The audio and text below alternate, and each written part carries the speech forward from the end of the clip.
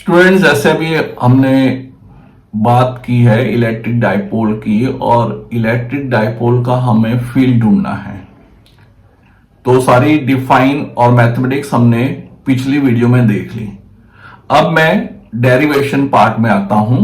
तो अब हमें जो डेरिवेशन करना है उसमें हम इलेक्ट्रिक फील्ड फाइंड करेंगे डाइपोल का at any point on its axis. तो मैं अब लिख देता हूं electric field of dipole at any point on its axis. ये हमारा डेरिवेशन का क्वेश्चन हो गया। आपको एग्जाम में ऐसे ही क्वेश्चन पूछा जाएगा, derive an expression of electric field of dipole at any point on its axis. अब जैसे बच्चों मैंने अभी आपको बताया था कि जब भी हम डाइपोल ड्रॉ करेंगे तो पहले माइनस क्यू ड्रॉ करना है। तो ऐसे ही मैं अभी पहले ड्रॉ कर लेता हूं माइनस क्यू, और माइनस क्यू से मैंने बना लिया दूसरा चार्ज प्लस क्यू। और जैसे मैंने अभी आपको समझाया था कि दोनों के बीच का जो सेपरेशन है वो हम ले लेंगे 2a, और जो डाइपोल का सेंटर है वो हम ले लेंगे O, और डाइपोल का सेंटर O है तो जो डिस्टेंस है वो प्लस क्यू का हो जाएगा a, और माइनस क्यू का भी हो जाएगा a सेंटर से। अब देखो बच्चे, हमें कहां पे फील्ड फाइंड करना है? On axis. अब बच्चों ध्यान होना चाहिए कि what is the meaning of dipole axis. Dipole axis का मतलब होता है कि जो लाइन दोनों चार्जेस को ज्वाइन करती है, that axis is called dipole axis. अब डाइपोल एक्सिस पे हमें एक पॉइंट लेना है, लेकिन वो पॉइंट जो हम यहां पे ले रहे हैं वो हम ले रहे हैं P, जो पॉजिटिव चार्ज के राइट साइड पर है। ठीक है। अब ये जो P पॉइंट हमने लिया है जहां पर हम डाइपोल का फील्ड ढूंढेंगे, तो अब हमें यह भी पता होना चाहिए कि अगर P पॉइंट पे हमें फील्ड ढूंढना है तो वो सेंटर से कितने डिस्टेंस पर है। तो जो P पॉइंट है वो सेंटर से R डिस्टेंस पर है। तो अगर वो सेंटर से R डिस्टेंस पर है तो इसका मतलब अब P पॉइंट जो है वो माइनस क्यू से कितने डिस्टेंस पर है। तो ये सभी बच्चों को पता होना चाहिए, वो हो जाएगा R प्लस A,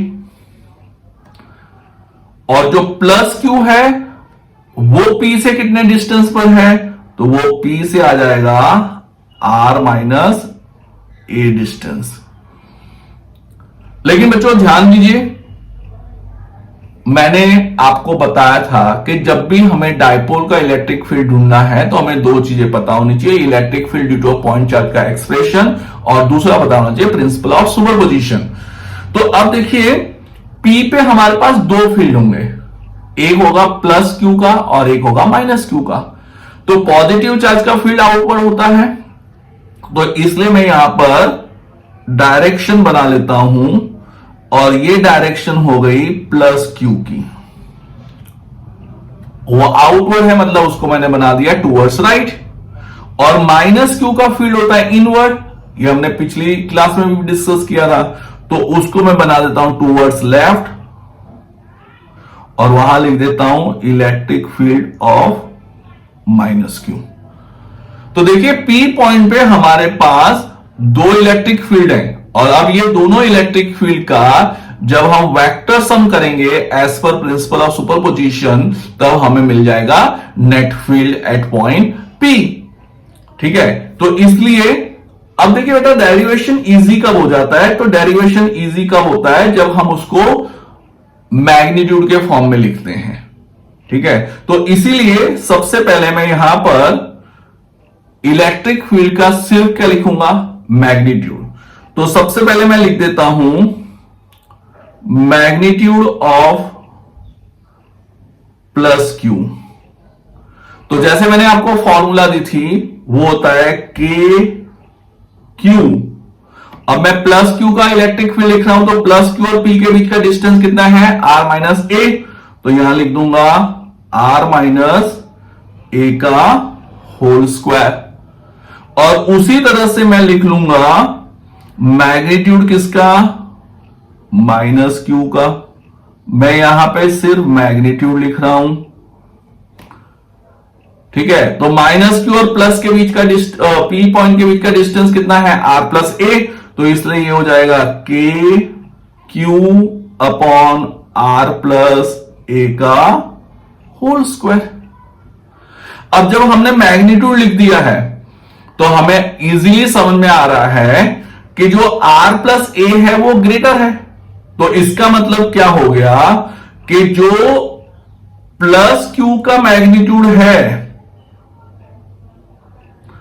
वो ग्रेटर है किसके कंपेयर में, माइनस क्यू के मैग्नीट्यूड से। वो क्या है, ग्रेटर, क्योंकि माइनस क्यू में आर प्लस ए आ रहा है और वो डिनोमिनेटर में है, इसलिए ऑफकोर्स माइनस क्यू का जो इलेक्ट्रिक फील्ड होगा वो कम होगा। वैसे भी अगर हम डायग्राम से भी समझें तो हमें ये चीज समझ में आ रही है कि जैसे जैसे हम चार्ज से दूर जाते हैं तो इलेक्ट्रिक फील्ड क्या होता है, डिक्रीज। तो माइनस क्यू और पी के बीच का डिस्टेंस जो है वो ज्यादा है, तो इसका मतलब ऑब्वियसली क्या हो गया कि माइनस क्यू का इलेक्ट्रिक फील्ड कम होगा। तो अगर माइनस क्यू का कम है तो प्लस क्यू का क्या होगा, ज्यादा। अब मैंने ये क्यों लिख दिया है, क्योंकि अब हमें यह समझ में आ जाएगा कि हमें सब्ट्रैक्शन तो करना है, लेकिन पहले क्या लिखें, क्यों सब्ट्रैक्शन करना है ये भी समझ लो। क्योंकि हमने क्लास 11 में पढ़ा है कि जब दो वेक्टर्स ऑपोजिट डायरेक्शन में होते हैं, ठीक है, तो उनका क्या होगा, सब्ट्रैक्शन होगा। तो यहां पे सब्ट्रैक्शन करना है, तो सब्ट्रैक्शन में मैं पहले किसको लिखूंगा, प्लस क्यू को लिखूंगा। तो इसका मतलब क्या हुआ कि जो मेरा नेट इलेक्ट्रिक फील्ड है जिसको मैं ई कहूंगा, उसके मैग्नीट्यूड की बात कर रहा हूं मैं। तो उसका मैग्नीट्यूड होगा electric field plus Q minus electric field minus Q. अब इलेक्ट्रिक फील्ड प्लस क्यू का क्या है, तो वो है के क्यू अपॉन आर माइनस ए का होल स्क्वायर, माइनस क्यू का क्या है, के क्यू अपॉन आर प्लस ए का होल स्क्वायर। ठीक है, तो अब देखिए बच्चों हमें समझ में आ रहा है कि के क्यू दोनों में क्या है, कॉमन। तो ब्रैकेट में क्या बच गया, 1 अपॉन आर माइनस ए का होल स्क्वायर और माइनस 1 अपॉन आर प्लस ए का होल स्क्वायर।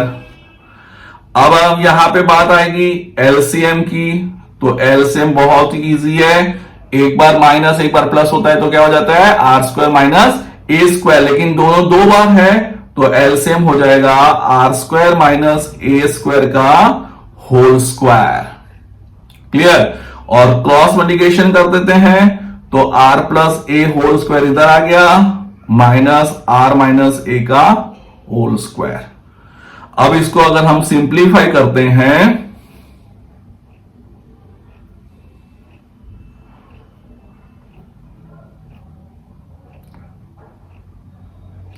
तो जल्दी से सिंप्लीफाई कर लेते हैं। तो सिंप्लीफाई करने पे क्या हो जाएगा, के क्यू, ठीक है, ये अगर आप इसको एक बार क्या करेंगे, ये प्लस है और ये माइनस है, ठीक है, और बीच में माइनस भी है, स्क्वायर है, तो हम लगा देंगे A square minus B square का फॉर्मूला लगा देंगे, A plus B A minus B. तो जब हम पहले प्लस लिखेंगे तो R plus A plus R minus A, ये हमारा फर्स्ट हो जाएगा, और फिर आ जाएगा आर प्लस ए, लेकिन हम जब माइनस लिखेंगे तो साइन चेंज होगा, इसलिए हो जाएगा माइनस आर प्लस ए, और नीचे आ गया R square minus A square का होल स्क्वायर।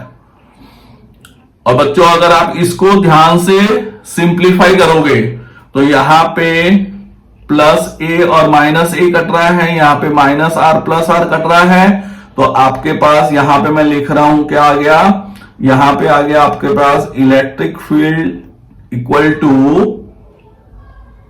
के क्यू और 2R और क्या आ गया 2A, 2R और 2A आ गया। लेकिन अभी जैसे हमने पढ़ा था कि 2A इंटू क्यू क्या होता है P, तो इसलिए अल्टीमेटली आपके पास जो आंसर आ जाएगा वो इलेक्ट्रिक फील्ड हो जाएगा KP